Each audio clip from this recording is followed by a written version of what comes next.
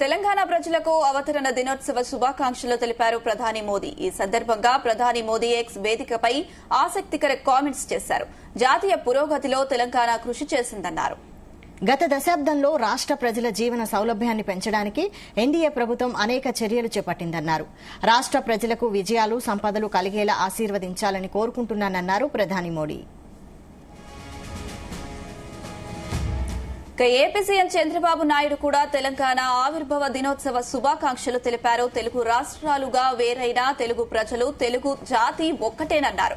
తెలుగువారు ఎక్కడున్నా సమున్నతంగా ఎదగాలన్నదే తమ ఆలోచన, ఆకాంక్ష అన్నారు. 11వ రాష్ట్ర అవతరణ దినోత్సవాన్ని జరుపుకుంటున్న తెలంగాణ ప్రజలకు ఎక్స్ వేదికగా శుభాకాంక్షలు తెలిపారు చంద్రబాబు నాయుడు.